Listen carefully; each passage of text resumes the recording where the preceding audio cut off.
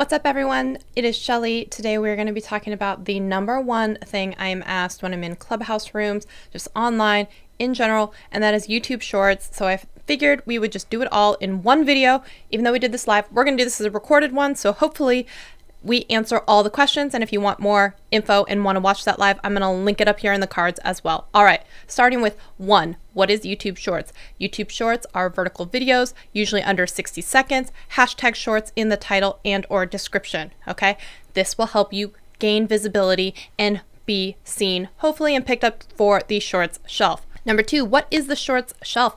It is basically a player of predetermined content that YouTube has decided that you might be interested in. It could be from people who you are subscribed to, people you are not subscribed to, and randomly selected videos. This is a big deal because it increases chances for discoverability, because we all know YouTube does not always notify all of your people for video uploads. So this is actually them choosing to put you in front of other people. This is new and interesting information. All right, number three. You know what? We're going to stop with the numbers because I won't even remember what number we're on. Okay, we'll see how that goes. Number three, what can I do to optimize views for my short? Depending on where you get your video views, and there are multiple places, from your homepage, from the Shorts shelf, from people coming to your channel itself. Okay, there's a what's next module. There are all these different places where you can actually be discovered. And if you want to know more about that, you can actually go into your analytics and it will show you where you are getting your traffic. It could be from your homepage. It could be actually from the Shorts shelf. Now, to increase your chances of being found, one thing you can do is go to the desktop version of YouTube, customize your homepage layout to make sure that short videos are also shown as one of your playlists. Now, keep in mind that you will not see this as of right now on desktop version of YouTube, but you will see it on mobile version of YouTube. All right, next up, YouTube Stories, YouTube Shorts. What are the differences? First of all, there are a few. Stories are available to certain creators if you have unlocked them once you reach a certain size on platform, okay? Now that size does seem to vary, so just keep it in mind, not everyone has access to this, unlike Shorts, which everyone does have access to right now. So stories are 15-second videos, which basically will expire after 7 days. People can see them by coming to your homepage, clicking on your profile picture, or by scrolling and coming across them in their browsing feed. If you don't have access to stories, you will have the ability to still upload shorts. Now, there is a different experience called the Shorts camera, and that is going to be very similar to creating an Instagram reel or creating a TikTok, where there will be a small limited feature set that is going to limit you to 15 seconds. It is going to allow you to adjust speed. It also allows you to record in chunks up to 15 seconds and add text to the screen. Next up is going to be, should I add a thumbnail to the YouTube Shorts? Now, if you are coming across the Shorts shelf, you will not be able to select that thumbnail. YouTube is going to select it for you. Doesn't always select the best one, just FYI. But if someone is coming to your homepage channel and comes across the shorts, you may want to create a thumbnail that is going to keep with the aesthetic and the rest of your feed for your channel. Do I need to optimize my shorts with all of the standard titles, tags, all of that good stuff in the description box? Now, the long and short of this one, is going to be that it's not going to hurt you to have these things optimize, but you don't have to spend a ton of time doing it, and the description isn't always the easiest to get to when it comes to a YouTube short, so I wouldn't stress too much about it. But if you want to see that description, and if you already have default uploads like you do for normal videos, just go ahead and stick with that. Next up, should I create a separate channel for YouTube Shorts? Now, that is going to be entirely up to you. Some people have been really hesitant to put shorts on their main channel because they don't know how their established audience is going to react to it.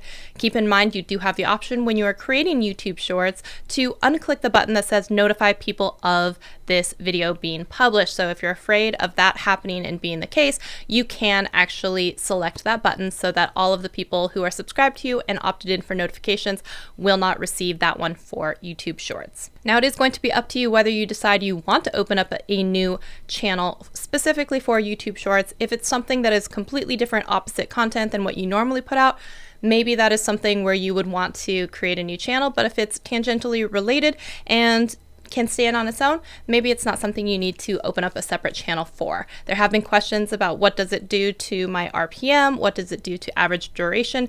Is that going to tank my channel? And the long and short of this is going to be, it depends.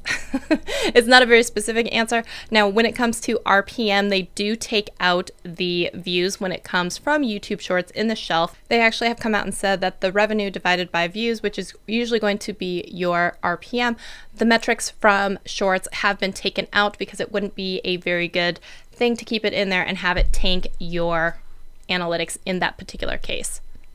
Next up is, can I monetize my YouTube Shorts? Now this has kind of a gray fuzzy area as well.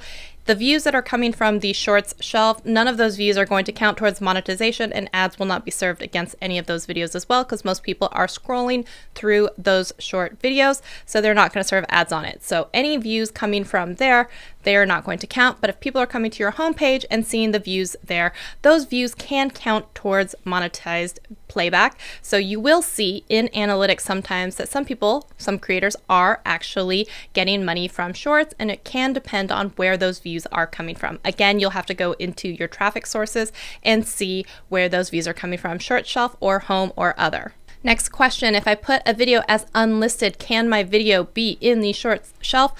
Simple answer, no. It will not show up in the Shorts shelf. It does need to be a public video.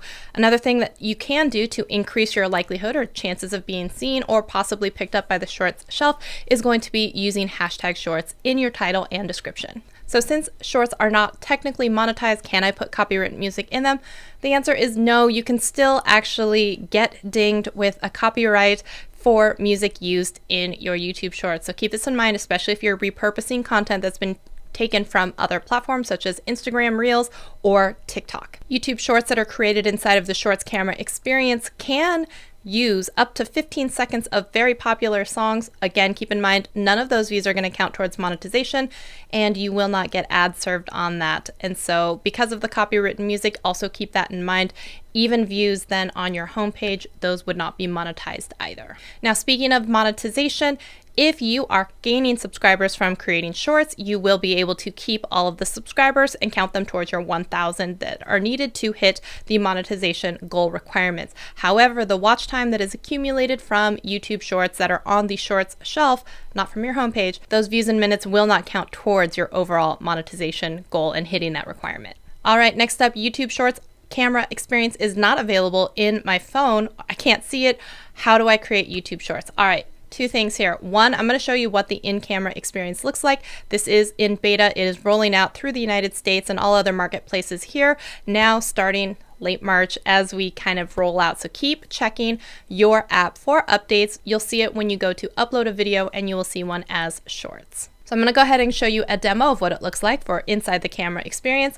Keep in mind, you will be limited to 15 seconds. You have very limited options inside of the app, but the nice thing is you can add copyright music. Keep in mind, none of those are going to be monetizable. You're going to hit the plus button, and if you see Create a Short Beta, you have access to this and you can get started right away. In the bottom right hand corner, you're going to see an option to upload videos if you have recorded and edited them previously in a different software program. And then over here on this side is going to be to switch around your camera lens so that you can either use the selfie facing one or the backside camera.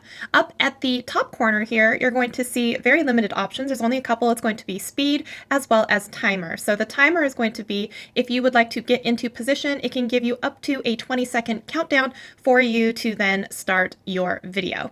And then the speed one, if I click on that, if you go to this side direction, you're going to see that your video is going to be slower, and if you then go to the other side, your video is going to be very fast. If you're inside the app and decide to do recording, you can do chunks. This bar across the top will indicate how much progress you've made in your 15-second time limit, and if you do stop, you are able to delete a section, and if you do make a mistake, you can actually bring it back with an undo button. So it will let you fill up to 15 seconds.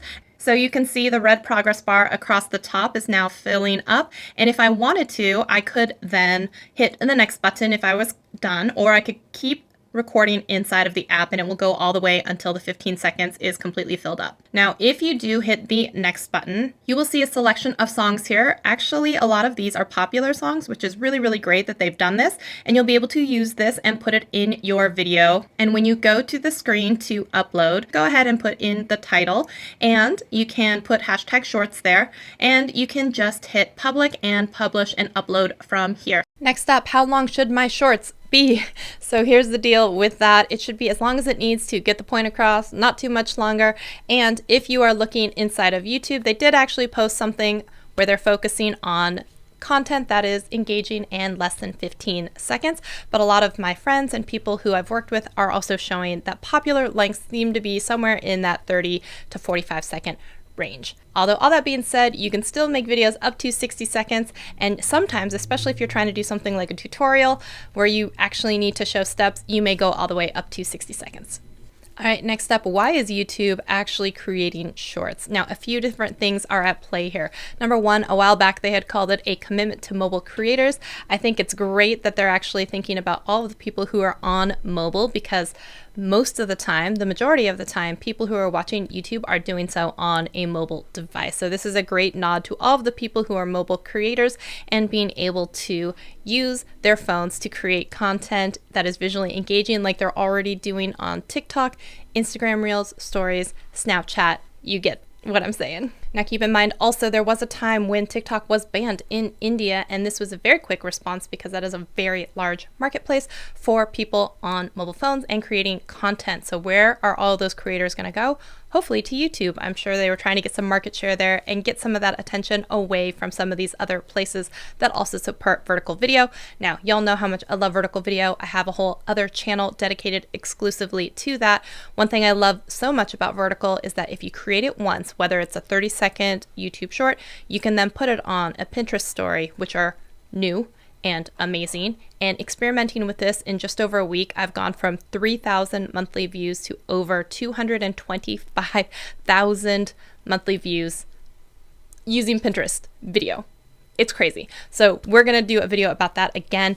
Now, keep in mind that all of these sites that accept vertical video, the list is growing longer and longer and longer. You can take the same video and put them on all different platforms.